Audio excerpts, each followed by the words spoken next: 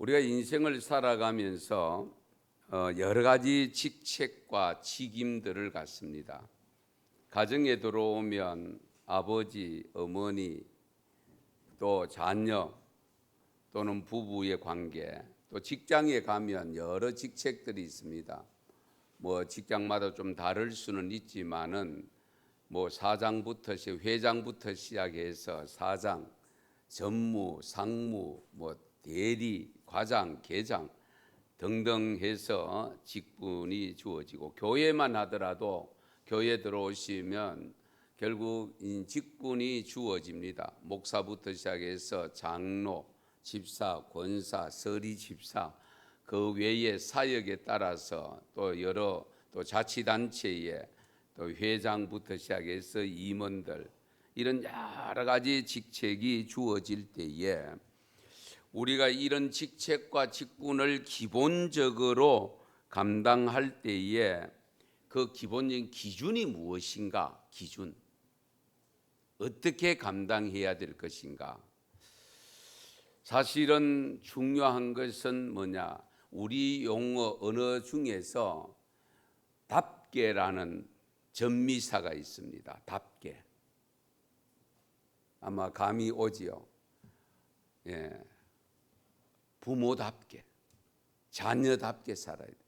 사장은 사장답게 살고, 과장은 과장답게 살아야 되고, 팀장은 팀장답게 살아야 되고, 목사는 목사답게 살고, 장로는 장로답게, 권사답게, 집사답게. 그러면서 우리 교회에는 전체 교우들을 지칭하는 용어가 있습니다. 성도라는 용어, 교인이라는 용어가 있습니다. 그러면 교인답게 살아야 되고 성도답게 살아야 됩니다. 이 답게 사는 것이 제대로 안 됨으로 인해서 결국 많은 사람들을 통해서 손가락질 받고 여러 가지 하나님 앞에 영광이 가리는 일들이 발생하는 것을 보게 됩니다. 그런데 오늘 읽은 본문 속에서 바울은 우리는 우리 용어로 답게라는 것을 쓰지만은 우리 사도 바울이 우리가 답게 산다는 것을 뭘로 표현했느냐? 합당하게라는 단어를 쓰고 있습니다. 합당하게. 이것이 우리가 지금 사용하는 답게하고 거의 일맥상통합니다. 답게 하는 거하고 그렇죠. 합당하게. 목사면 목사의 합당한 생활. 그러니까 우리가 크리스찬이면 크리스찬으로서 기독교인으로서의 합당한 삶, 불교인 같으면 불교인으로서의 합당한 삶이 있을 수 있고, 우리가 이 합당한 삶을 산다는 것이 굉장히 중요합니다. 그래서 오늘 본문 1절에 보면 너희가 부르심을 받은 일에 합당하게 행하여, 지금 사도 바울이 옥에 갇혀 있거든요. 에베소서는 옥중서신입니다. 옥에 갇혀 있음에도 불구하고 지금 믿음 없는 사람들처럼 아무렇게나 행동해서 안 된다. 그래서 사도 바울은 자신은 물론이지만은 에베소 교회 성도들도 하나님의 자녀로서 정말 구원받은 성도라면 그 교인의 수준에 맞게 하나님의 자녀 수준에 맞게 살아야 된다. 그래서 그걸 합당하게라는 단어를 쓰고 있습니다. 우리 가끔 보면은 지도자들의 대통령 아들이 대통령 아들답게 살지 못해가지고 아버지에게 허물이 돌아가고 흉어물이 돌아가는 경우들을 얼마든지 볼 수 있습니다. 여러분들도 교회 안에서 특히 목사 자녀들이 상처를 많이 받는, 스트레스를 많이 받는 것 중에 하나가 뭐냐? 목사도 아닌데 목사 아이들 자녀일 뿐인데 네가 목사 아들 아니냐? 목사 아들이 그러면 되느냐? 목사 딸이 그러면 되느냐? 이 엄청 스트레스잖아요. 자, 어쨌든 간에 우리가 오늘날 한국 교회 성도들의 대부분 문제가 무엇이냐 하면 바로 하나님의 부르심을 받은 성도로서 하나님의 자녀라고 고백은 하는데 실제 삶이 수반되지 못함으로 인해서 자녀답지를 못하고 교인답지를 못함으로 인해서 많은 욕을 먹고, 그러면서 결국은 욕을 누가 먹게 만드느냐? 하나님 아버지를 욕되게 하고 우리 주님을 욕되게 하는 이 모습이 오늘 우리의 현 주소입니다. 현실입니다. 한국교회 전체의 현실입니다. 자, 그러면 우리가 하나님의 부름받은 성도답게 정말로 합당한 생활을 하려고 할 때에 구체적으로 어떤 삶을 살아야 되느냐?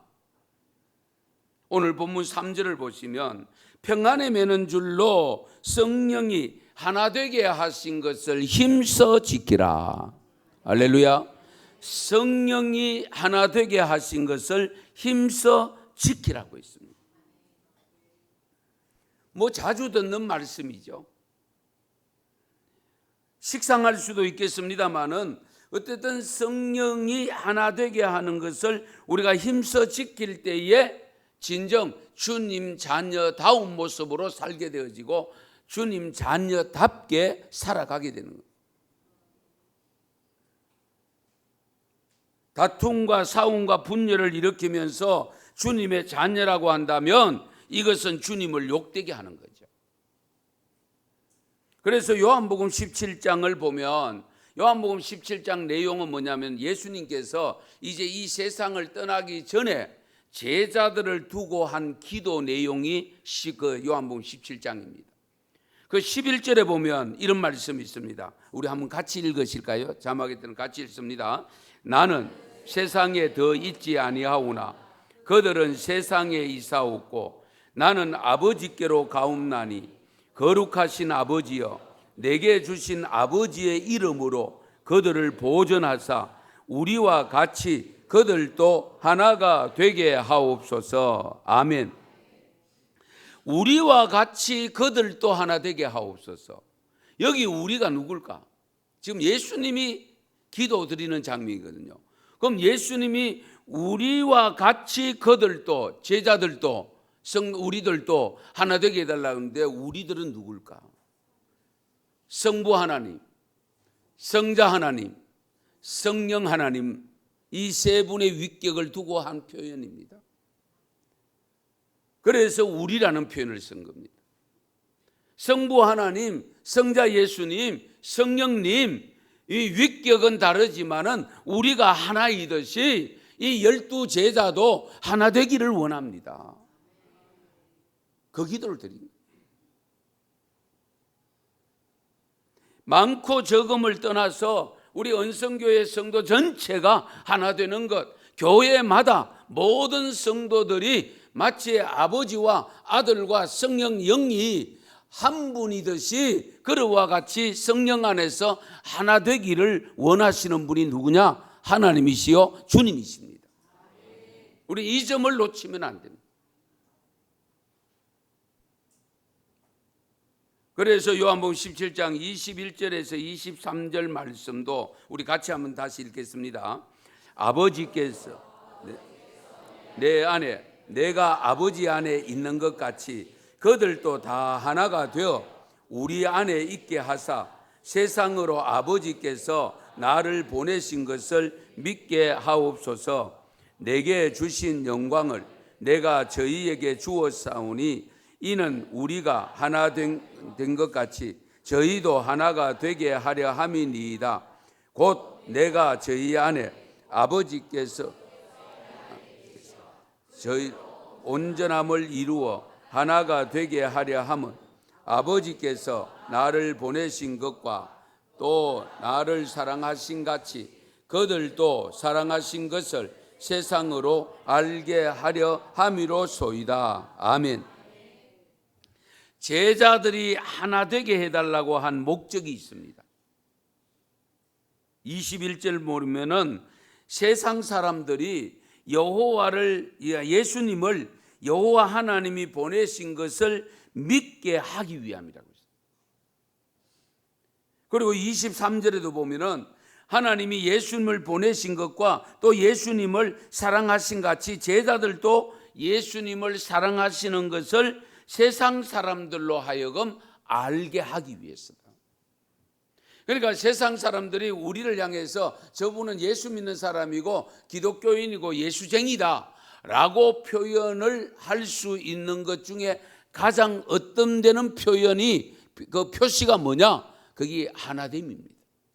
교회가 똘똘 뭉쳐가지고 흩어짐이 없이 하나된 모습으로 가는 그것을 보고 야, 저 사람들은 예수님의 제자들이다. 저들은 누구라도 쪼갤 수가 없고 갈라지게 만들 수가 없다. 이런 고백을 들을 수 있도록 하기 위해서 우리가 성령 안에서 하나가 되어야 된다는 것을 강조하고 있습니다.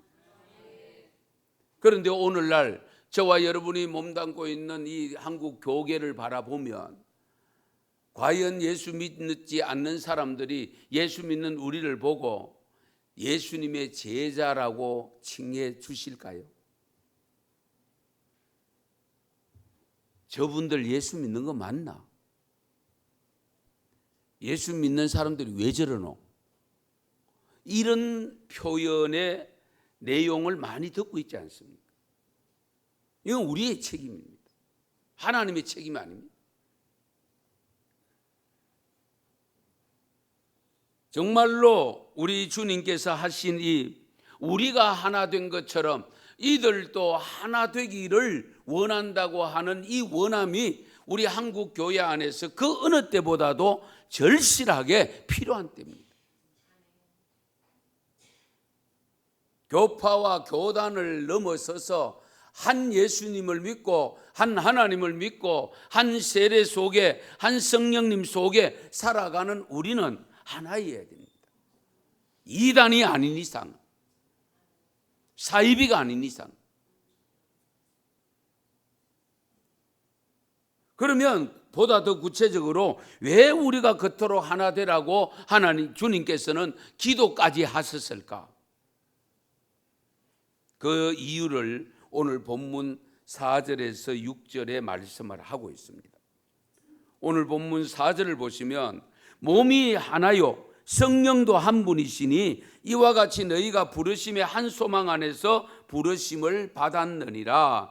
주도 한 분이요 믿음도 하나요 세례도 하나요 하나님도 한 분이시니 곧 만유의 아버지시라. 만유 위에 계시고 만유를 통일하시고 만유 가운데 계시도다. 이해 못할 말씀은 없잖아요.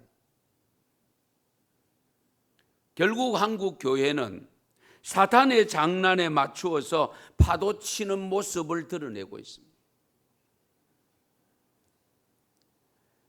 우리 하나님이 한국 교회를 보시고 뭐라고 말씀하실까?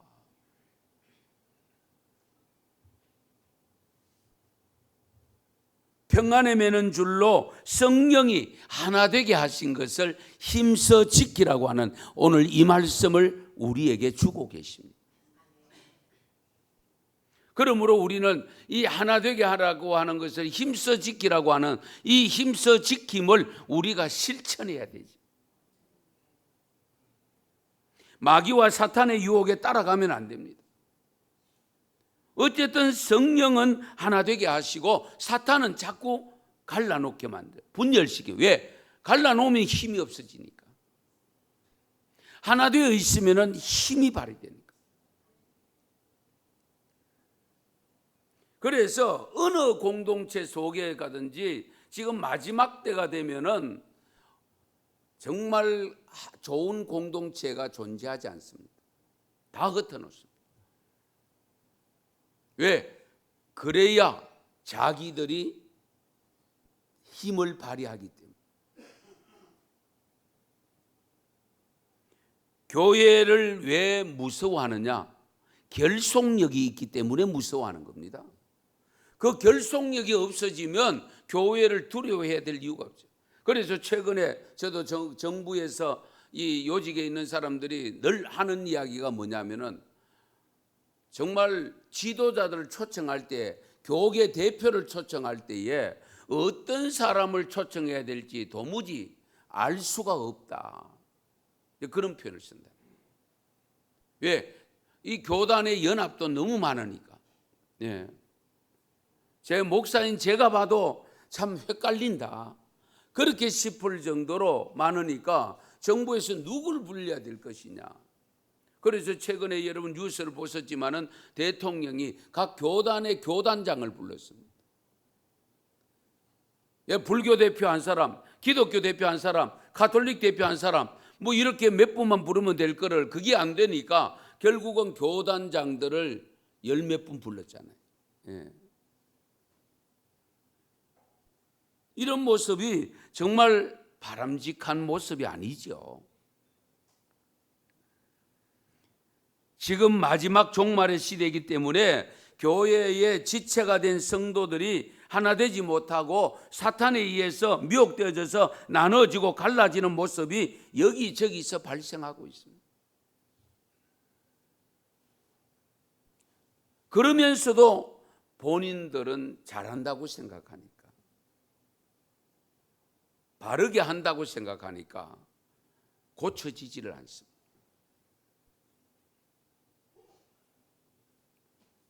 교회 안에서 지체들끼리도 하나가 되어야 되지만은 이 하나됨의 교회가 되려면 우리 성도들은 어떤 신앙을 가져야 될까? 어떤 것을 갖출 때에 우리가 하나가 잘 될 수 있고 그 아름다운 교회다운 모습, 정말 하나님으로부터 부름받은 자녀다운 모습으로 살아갈 수 있을까?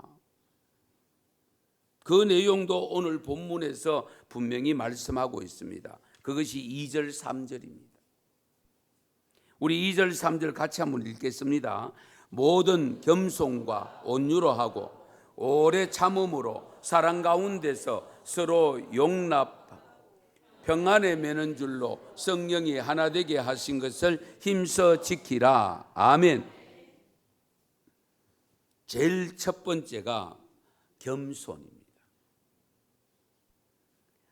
세상에 살면서 좋은 인간관계가 되기 위해서 어떻게 처신해야 되는가라고 물으면 첫째도 겸손, 둘째도 겸손, 셋째도 겸손을 요구하고 있습니다. 그런데 실상 말하기는 쉬워도 지키는 것은 어렵습니다.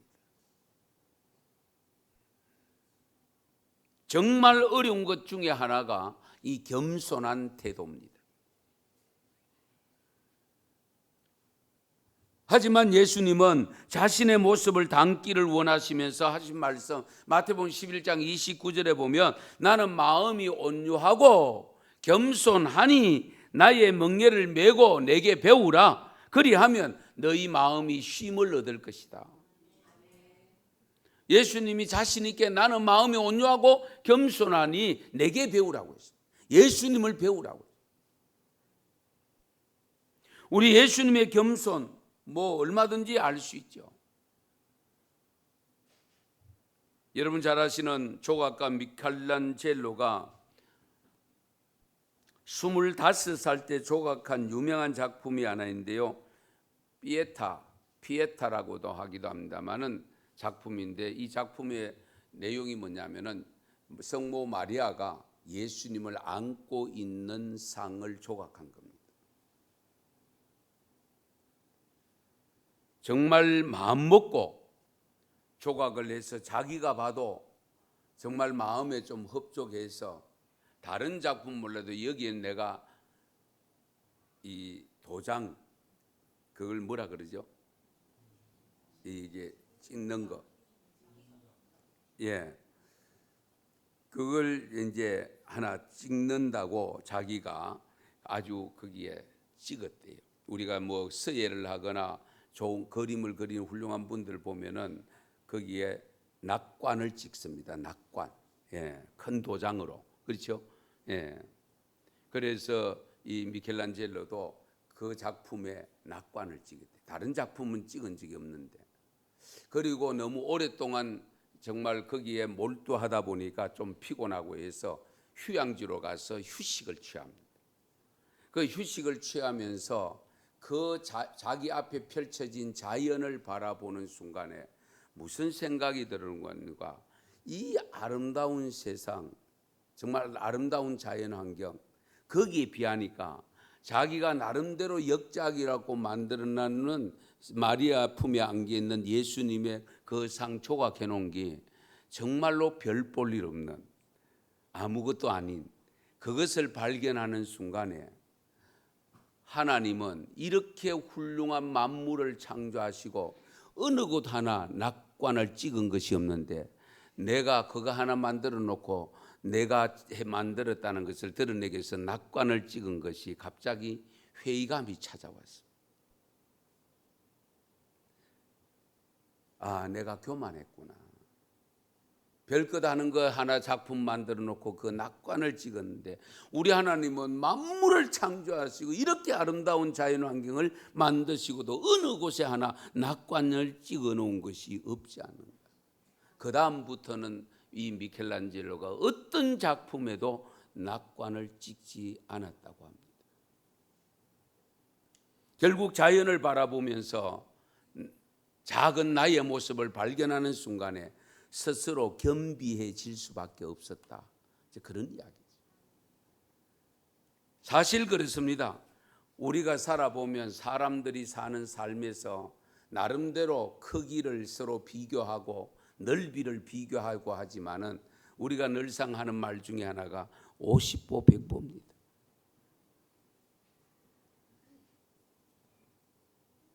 그래서 교만해야 될 이유도 없고 스스로 자기를 비하시킬 이유도 없습니다. 예. 하나님이 나를 자녀 삼아 주신 그것만으로도 감격하고 감사하면서 내게 주어진 삶의 자리에서 정말 최선을 다해서 살아서 다른 많은 사람들에게 유익을 준다면 그 삶이 아름다운 삶이 아닐까요? 남을 없인 여길 필요도 없고 무시할 이유도 없고, 예. 남을 항상 나보다 낮게 여기는 겸손하면 우리 하나님이 우리를 높여주신다고 약속을 하고 있거든요. 잠언서 29장 23절에 보면 사람이 교만하면 낮아지게 되겠고 마음이 겸손하면 영예를 얻으리라. 욥기 22장 29절에 보면 하나님은 겸손한 자를 구원하시리라.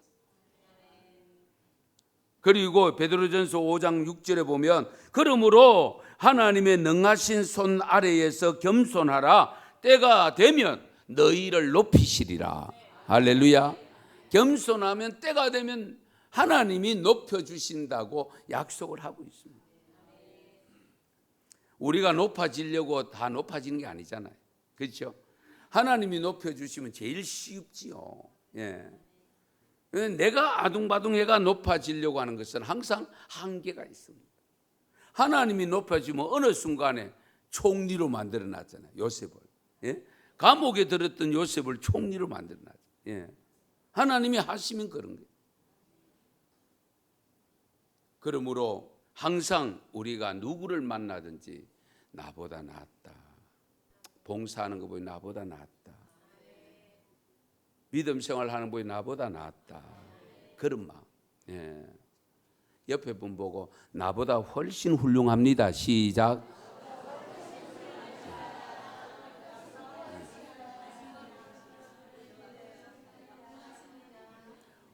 이 시간만 그런 게 아니고 앞으로 계속 그런 마음으로 사시기 바랍니다. 그 다음에 두 번째 우리가 갖춰야 될 요소가 온유함입니다. 하나님의 사람은 마음이 차가우면 안 됩니다. 따뜻해야 됩니다. 따뜻하고 부드러워야 됩니다. 사실 차가우면 굳어지잖아요. 따뜻하면 부드러워집니다. 예. 이건 우리가 쉽게 알 수 있는 겁니다. 마태복음 11장 29절에서 예수님은 분명히 말씀합니다. 내는 마음이 온유하고 겸손하다. 그 예수님의 따뜻한 마음으로 저와 여러분을 다 품어주셨어요. 허물이 있고 죄인이 있고 성격 못됐고 뭐 자랑할 게 없는데도 불구하고 우리 하나님은 다 내게로 오너라, 내게로 오너라. 다 품어주셨어요. 그래서 우리가 자녀가 되었어요. 하나님의 백성이 되었고, 이런 경우를 생각하면 우리도 예수님을 닮아서 할 수만 있으면 정말 따뜻한 마음으로 항상 다가가야 됩니다. 시베리아에 부는 칼바람처럼 냉랭하면 안 돼요. 그러면 우선은 사람이 내게 붙지를 않습니다. 내게 가까이 오지를 않습니다. 저는 차대에 찬바람이 생생 분다, 이런 소리 들으면은 그건 바람직하지 않습니다. 언제나 저렇게 푸근하고 따뜻하고 그런 우리 마음을 가지는 것 정말 중요하거든요. 그런데 우리는 꼭 보면은 그런 말씀을 들을 때 무슨 생각을 하냐면, 타고난 성격이 그런데 뭐 할 수 있나? 또 그걸 맞다고 하면 곤란해요. 왜? 성령님의 능력은 어떤 것도 고칠 수 있기 때문에. 성령으로 하면 바꿀 수 있습니다. 개과천선도 시켜주지만은 우리가 냉랭한 마음도 따뜻한 마음으로 바꿔주실 수 있는 분이 성령님입니다. 성령님 자체가 뜨겁잖아요. 성령님 자체가 열입니다. 열.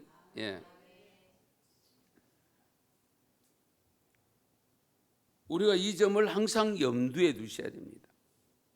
우리 예수님의 따뜻한 모습 몇 가지만 들어보십시다.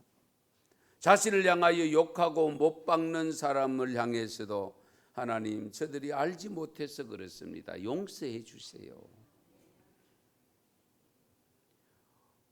그리고 어린아이가 오는 거 귀찮다고 제자들은 막 저리 비켜라고 했는데, 어린아이가 내게 오는 거 금하지 말라, 말씀만 하신 것과 안고 축복 기도해 주셨어요.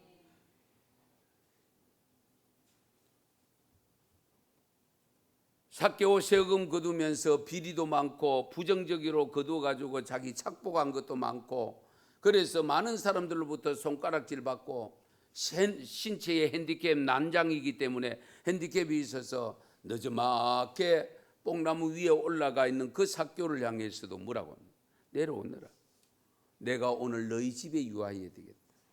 그때의 바리새인들은 흉을 봅니다. 죄인 집에 갔다고. 그때 예수님께서 하신 말씀 뭡니까? 내가 바로 이런 사람들을 위해서 왔다. 죄인을 불러 회개시키러 왔다. 이런 따뜻한 마음들이 우리에게 있어야 돼요. 케르케고라는 사람이 이런 말을 했습니다. 행복의 90%는 인간관계에 달려있다. 맞지요? 그렇습니다. 우리가 세상에 살면서 성공적인 인생의 관계는, 적어도 인생은 관계가 85% 작용한다는 것이 일반적인 사람들의 이야기입니다. 미국의 카네기 공대 졸업생을 추적한 결과 그들은 이구동성으로 성공하는 데 전문적 지식이나 기술은 15%밖에 영향을 주지 않는다. 나머지 85%는 인간관계에 있다라고 밝혔습니다.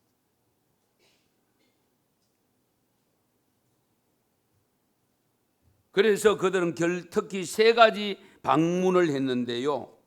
그 방문한 거 잘 들어보세요. 입의 방문, 손의 방문, 발의 방문. 입으로 방문한다고 할 때의 관계 속에서 어떤 말이 나와야 될 것인가 감이 오지요? 손이 방문해야 된다고 할 때에 어떤 손이 가야 좋은 관계를 가질 수 있을까 알 수 있지 않습니까? 발이 방문한다고 할 때에 그 발이 어떤 발이어야 되는가 하는 것을 우리가 충분히 이해할 수 있는 부분입니다. 이 전부 다, 이 3가지가 다 전부 관계를 잘 맺을 수 있느냐 맺지 못하느냐에 해당되는 부분입니다.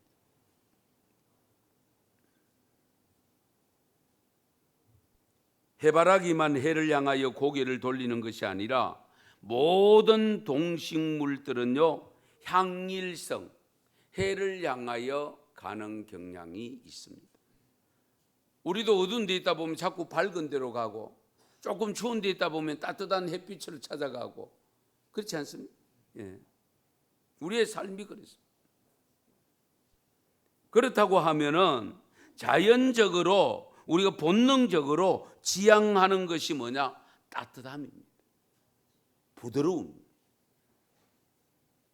그래서 우리는 온유해야 되는데, 그 온유함을 유지하는 신앙이 되고 유지하는 성품이 되고 성격이 되기 위해서는 우선은 말의 온도가 따뜻해야 됩니다. 말의 온도. 정말 말만큼 어려운 게 없습니다. 저도 목사지만 저도 이렇게 말씀은 전하지만은 저도 실수할 때가 있어요. 예. 하다 보면 나도 모르는 사이에 말이 이미 나와버리고, 그런 경우 얼마든지 있을 수 있는데, 그러나 우리가 그렇다고 해서 무작정 사는 것이 아니고 항상 조심하면서 내 입에서 나오는 말이 따뜻한 말, 예, 부드러운 말이 나와야 됩니다. 그 말 중에 여러 말이 있겠습니다만 대표적인 것이 가장 좋은 게 뭐냐? 한번 따라서 하면 괜찮아. 예, 괜찮아. 이 단어는 아무리 써도 좋습니다. 아이고 내가 실수했는데요. 괜찮아. 엄마 성적표가 이번에 못 나왔어요. 괜찮아. 내가 공부하라 했지만은 네가 안 한 거 네가 알아봤다 내가. 이래 되면 이제 문제가 생기기 시작해요. 예.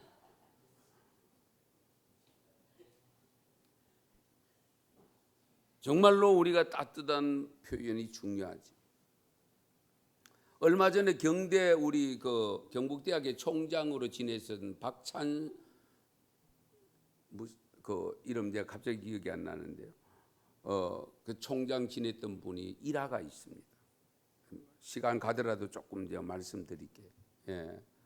그 총장님이 중학교를 대구에, 저 산청에 그쪽이 고향인데 대구로 유학을. 그런데 중학교에서 성적표 통지표를 1학기 때 받았는데 68등에 68등으로 나왔어요. 그때는 그 옛날에는 조금 끌어내고 이렇게 살짝 고치는 그런 경우가 있었습니다. 예. 저희도 그런데 이 학생이 일자로 고쳤어요. 그리고 아버지 앞에 통지표를 내놔요. 그러니까 동네 사람들은 또 중학교 때 그 시골에서 유학 갔으니까 아이고 아무개 이름 뭐 찬식 이름 부르면서 야 그 공부를 잘했나, 통지표를 성적 잘 받았나, 그러니까 잘 받았지. 1등 해서 그러면 한 턱 내야지, 잔치해야 되겠다. 그리고 이 아들이 내과에 가서 멱을 감고 오니까 자기 집이 그 동네에서 제일 가난했는데 유일하게 재산 목록 돼지 한 마리가 있었대요.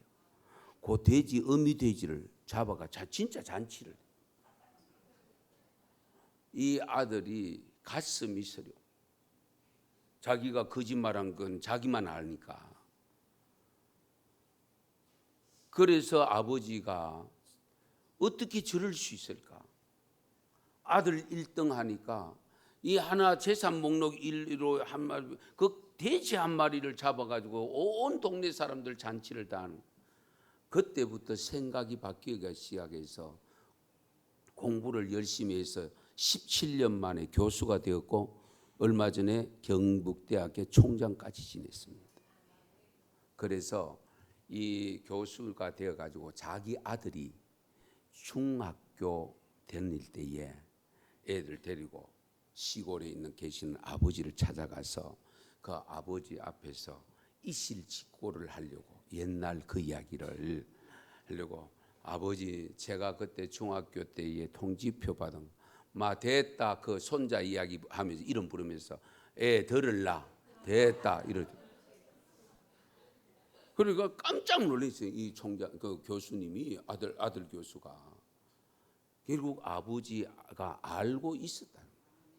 예.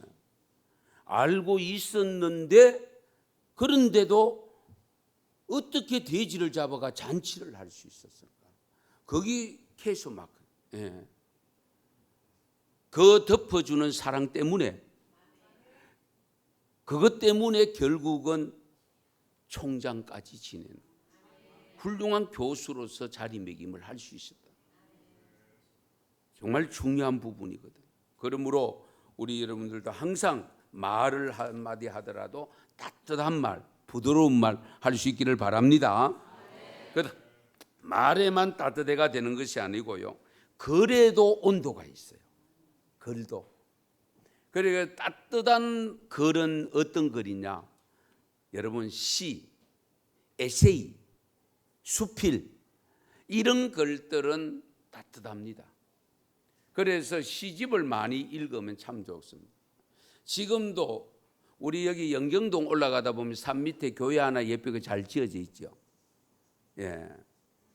그것이 이제 대구 성삼교인데, 그 황용대 목사님 아직 시무하시는데, 그분은 기독교 장로회 교단인데 얼마 전에 총회장까지 하셨어요.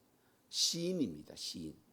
그래서 제게도 시를 쓰면은 꼭 보내옵니다. 최근에도 보내온 게 있는데, 지난해 보내왔던 글 중에 이런 글이 있습니다. 한번 들어보시기 바랍니다. 계곡물되어, 제목이 계곡물되어 묵묵히 흘러만 가자. 무엇 가로막는 것 있으면 부딪히지 않으리. 조용히 돌아서 가리다. 나만 비켜가고 지나가고 섰다 가면 되지 않겠나. 누구를 탓하지 않으리. 흐르고 흐르다 보면 모난 성질 부드러워지고 더 맑아지고 깨끗해질 날 오겠지. 흘러가는 계곡물을 보고 선 시입니다. 사람도 저 물처럼 바위 있으면 비켜가고 넘어가고 그렇게 가다 보면 가지 않겠나, 이런 표현을 쓰는데 정말 감동이. 성령님은 불같이 임하시고 빛같이 스며듭니다. 성령님이 계신 곳의 특징이 뭐냐? 따뜻함입니다. 그래서 우리가 온도를, 말의 온도를 높이고 글의 온도를 높이고 마음의 온도를 높일 수 있기를 바랍니다. 그 다음에 인내하는 마음을 가지셔야 됩니다. 이 인내도 참 중요하거든요. 목사님의 아들이 목사가 되기 위해서 목사고시를 보고 면접을 봅니다. 필기시험을 치고 반드시 면접을 보게 돼 있거든요. 그럴 때 면접관이 그 서류를 보니까 아버지가 목사고 자제가 이제 목사 되려고 이제 목사고시를 보는데, 그 면접을 하면서 이런 질문을 던졌습니다.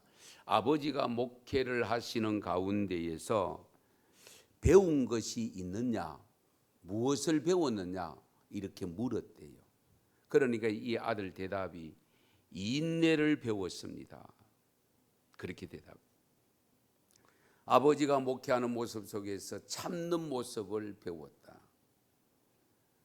우리가 무슨 일을 하든지 항상 인내심이 필요합니다. 그래서 로마서 12장 12절에 보면 소망 중에 즐거워하며 환난 중에 참으며, 환난 중에 참으며. 우리는 환난이 오면 뭐 호들갑을 떨고 야단 법석으로 지기는데 참아라. 인내가 필요하다. 우리가 더욱더 좋은 일, 기쁜 일이 있을 때도 또 그렇습니다.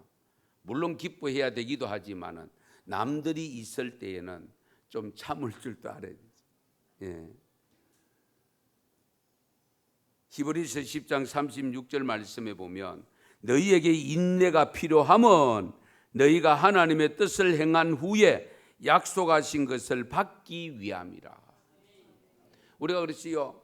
여러분 믿음 생활 지금 시작해서 가고 있는데 언제 오실지도 모르고 언제 주님 앞에 설지도 모르는 우리가 가는 길에 장애물이 발생하고 갖가지 삶의 환경에 이 일들이 발생했을 때에 낙심될 일들, 좌절하고 싶은 일들, 실망하고 싶은 일들이 없잖아요, 있잖아요. 그럴 때에 우리가 그 자리에 주저앉는 것이 아니고 그 힘든 과정을 인내로 견뎌내야 됩니다. 그럴 때에 열매가 열리는 거죠. 예. 비바람이 와도 맞고 방법 없잖아요. 예. 가뭄은 가무는 대로 고통을 견뎌내고 홍수가 왔을 때 견뎌내고 그러다 보면 가을에 탐스러운 열매가 맺혀지듯이 우리 인생도 마찬가지. 우리 인생의 삶도 똑같습니다. 그래서 어떤 경우가 있다 할지라도 여러분들이 스스로 늘 참아내시기 바랍니다.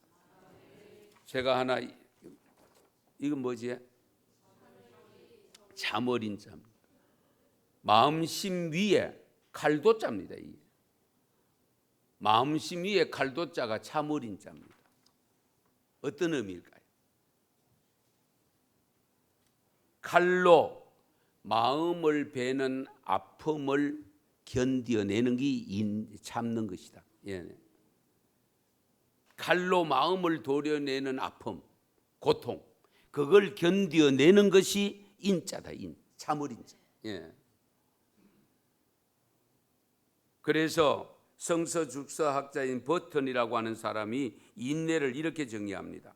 하나님의 신실하심을 믿고 억울한 상황, 공경에도 불구하고 하나님을 확고히 신뢰하고 기다리는 삶의 태도가 인내다.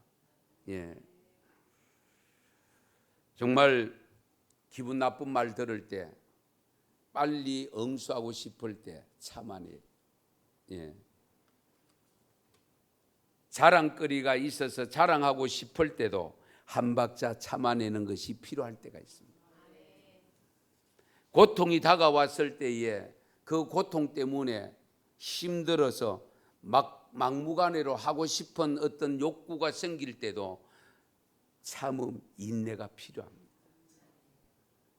그래서 우리가 공동체 안에서 특별히 사역을 감당할 때에 서로 인내하는 인내심이 있어야 아름다운 관계를 계속 유지할 수 있고 하나됨을 유지할 수 있습니다. 그래서 인내하는 성도가 되시기 바랍니다. 이제 마지막으로 사랑 안에서 서로 용납하는, 용서함으로 용납하는 삶을 살아야 됩니다. 사랑 안에서 서로 용서함으로 용납하는 삶. 골로새서 3장 13절에 이런 말씀이 있습니다. 누가 누구에게 불만이 있거든 서로 용납하여 피차 용서하되 주께서 너희를 용서하신 것 같이 너희도 그리하고. 그런데 이 말씀에는 사랑 가운데서 서로 용납하고가 아닙니다. 그런데 오늘 에베소서의 본문 말씀에는 사랑 안에서 용납하고라고 했습니다. 사랑 안에서 용납. 우리 그리스도인이 타인을 용서하고 용납하는 유일한 방법은 사랑이어야 됩니다. 사랑하면 용서가 되고 사랑하면 다 용납이 됩니다. 예. 그렇잖아요. 같은 이도 내 아들은 되는데 다른 아들은 안 되잖아요. 다른 집 아들은. 그게 왜 그러냐? 사랑 때문에 그렇습니다. 이 사랑이 굉장히 중요합니다. 그래서 우리 하나님은 사랑이시고 주님은 사랑이신데 그 사랑 없는 기독교인은 기독교인이 아닙니다. 사랑의 주님을 믿으면서 내가 사랑하지 않으면 그분의 제자가 될 수 없는 거예요. 그래서 우리는 용서하고 용납하고 사랑하는 그 사랑의 기준은 역시 예수님입니다. 예수님 뭐라고 했습니까? 70번씩 7번이라도 용서해라. 예. 누가복음 6장 27절 29절 이런 말씀이 있습니다.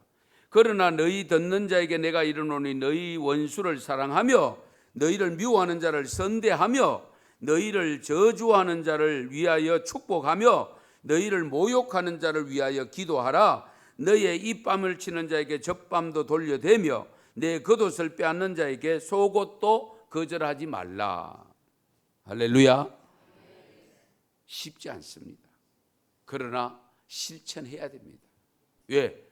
주님을 믿고 천국을 소망하고 있는 하나님의 자녀가 되었기 때문에. 베드로전서 4장 8절에 말씀합니다. 무엇보다도 뜨겁게 서로 사랑할지니 사랑은 허다한 죄를 덜추어낸다? 덮는다.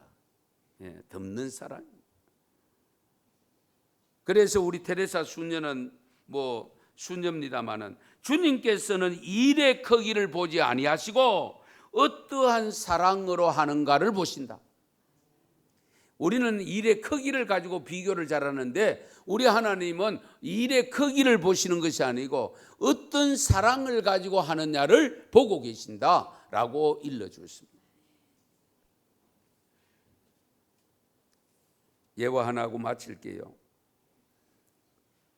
설원이라는 이야기책에 전령지회라는 단어가 하나 나오는데 뭐냐면 각 끈을 끊고 노는 잔치라는 뜻입니다. 파티라는 뜻입니다. 옛날 중국에 진나라 초나라가 있을 때인데요. 초나라의 장왕이라는 왕이 통치를 하고 있을 때입니다. 그런데 이 장왕이 한 번은 전체 신하들, 장수들을 모신 파티를 열었어요. 파티를 열었는데 옛날이니까 전기가 아니고 전부 촛불, 호롱불 같은 거잖아요. 그런데 바람이 한번 큰 바람이 싹 지나가니까 그 안에 있는 불이 다 꺼져. 그 불이 다 꺼지는 순간에 장수 하나가 이 왕의 애첩인 여인에게 입을 맞춰버렸어요. 그때에 이 왕의 애첩이 그 장수가 쓰고 있던 각끈을 잡아 당겨요. 그래서 이 애첩이 왕에게 다가가서 폐하, 여기에 장수 중에 내게 입 맞추러 온 사람인데 내가 이 각건 정금물을 가졌습니다. 그런데 불이 꺼졌으니까 지금 불을 켜야 되잖아요. 그때의 장왕이 불을 켜지 말아라 명령을 내렸어요. 그리고는 자기가 쓰고 있는 갓의 각건을 다 끊으라. 그러니까 다른 장수들은 무슨 영문인지를 모르고 아니 왕이 지금 왜 갑자기 자기 각건을 다 끊으라. 그래 각건을 다 끊으니까 다 던져. 다 던졌어. 그리고 불을 켜라. 불을 켰어. 누군지 알아야 되지. 모르잖아요. 그리고 세월이 2년이 흘러갑니다. 그때에 마침 진나라가 이 초나라를 공격해 옵니다. 그때에 이 용서를 받았던 이 장수가 마음에 결단을 했습니다. 나도 언젠가는 왕에게 충성할 기회가 오면 내가 충성하리다. 속으로 혼자 마음에 품고 그렇게 해서 있는데 이 진나라가 공격해 왔을 때에 상당히 전세가 어려웠습니다. 그때에 이 장수가 자기가 평소에 훈련을 병사들을 잘 시켜놨어요. 그래서 전쟁이 일어났을 때 자기가 자원해서 왕에게 가서 내가 앞서서 맡겠습니다. 나가 싸우겠습니다. 그래서 이 장수가 이끄는 부대를 데리고 나가서 결국 초나라가 이겼습니다. 유명한 일화. 이 어떻게 가능했냐? 이 장왕이 바로 그렇게 밝혀가지고 감옥에 가두고 장수 목을 치고 이럴 수도 있는데 사랑으로 덮어주었기 때문에 그 나라의 위기가 왔을 때에 그 위기를 넘길 수 있었다는 이야기입니다. 사랑은 힘이 있습니다. 사랑하는 성도 여러분, 저와 여러분들이 살아가는 삶의 자리에서 정말 성도답게, 언성교회 교인답게, 언성교회는 교회답게 살아갈 수 있는 교회와 되고 우리 성도가 될 수 있기를 축원합니다. 축복합니다. 기도드리겠습니다. 하나님,